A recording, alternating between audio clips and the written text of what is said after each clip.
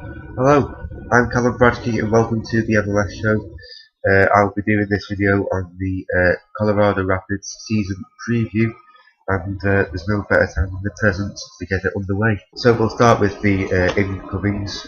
Colorado Rapids have brought in Aji Boateng from Manchester City.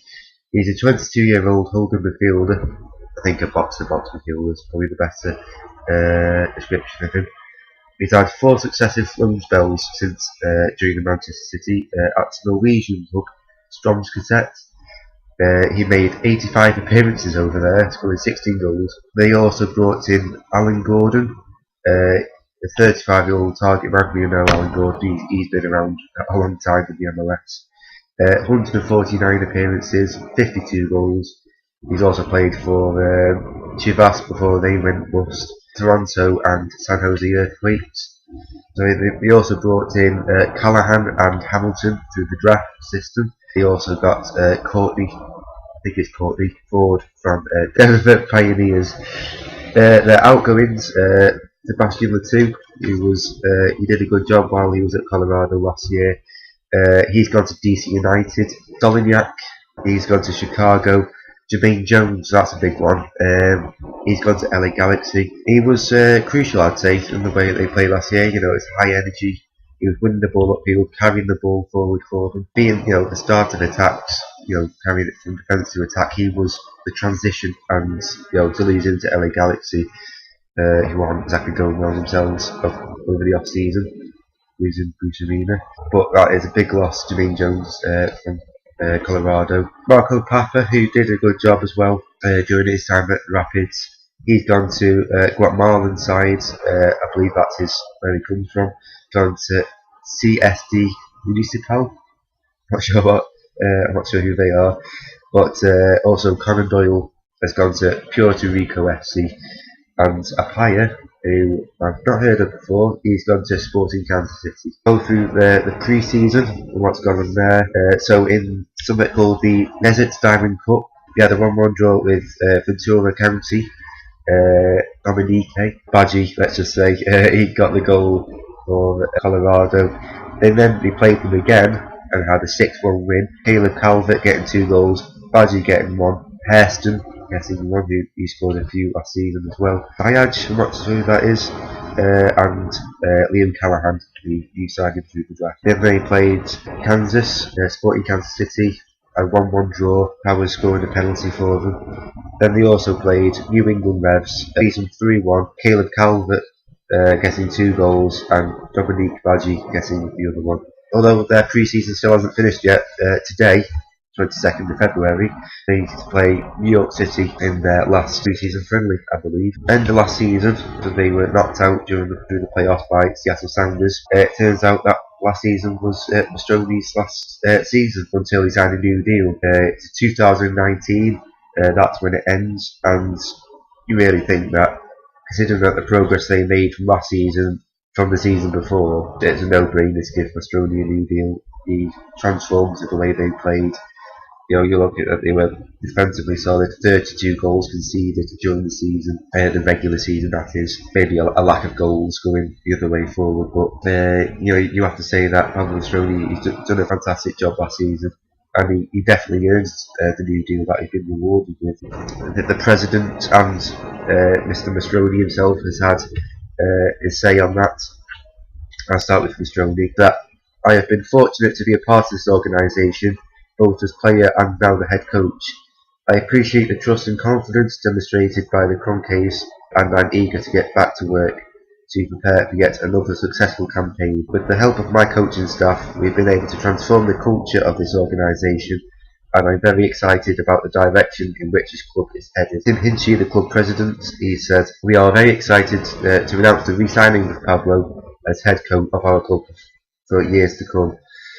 Over the course of his managerial career, Pablo has proven that he is one of the top young head coaches in this league. We are delighted with his ongoing development and the level of commitment that he has shown towards this organisation. We are looking forward to the continued success of the club under his leadership." Now, obviously, you can see there that the president has a lot of faith in what Mastroianni's done, made them a lot more solid than the fact that they were in the 2015 season, and as I said before, he fully deserves the new deal to go to 2019. Say that last season was definitely a successful season, no matter if it was trophyless. The steps that they made was just tremendous. No one was really expecting them to play or to be as solid as they were and finish as high up as they did. Second in the Western Conference, set 2 MLS records, then personally, for their points per game at home, which was in the 1.7 region, I believe, and home and away. Their goals conceded at home as well was a record for them. You could see even that when they did get knocked out by Seattle Sounders, the eventual MLS champions, that they could sort of hold their heads up high considering the season they had. As I said, no one was expecting them to give them a chance of getting as far as they did, finishing as high up as they did. The steps that they've made from 2015 to 2016 has been marvellous, it really has, and I'm sure that there must be a lot of optimism in the club going for a 2017 season. I would personally think that they would get in the playoffs again. I think they can do it. Will they get as far as they did? I should think so. Finish as high as second again. Now that's a challenge. Obviously, the MLS is very difficult to predict because a lot of the clubs are all at a similar level, and it's very hard to pick a difference between the sides. Apart from the way they play and etc. It is in terms of quality, there isn't that much difference from bottom to top. If you ask me, anyway, they created a way of playing at home, which was almost a team built on winning 1-0, and it worked for a lot of the season until they played Houston the last game of the season, and you could say that if they won that then and possibly picked up maybe another point away from home, that they could have been the Supporter Shield winners, which they say that their final 2 games of the season were an away loss 1-0 to Portland Timbers, my MLS club, and it was a 0-0 draw, I believe, to Houston Dynamo at home, which you really think that against Houston Dynamo at home, especially with the record Colorado had, that they should be winning those kind of games. And for most of the season we did, but when it mattered at the end, then it just wasn't to be, was it? As I said before, they scored 39 goals, which I don't really think is that enough. No matter if you can see 32 and goal difference, I don't really think that it plays that much part in MLS. But when you can see 32 goals, you maybe expect them to score quite a few more goals than 39.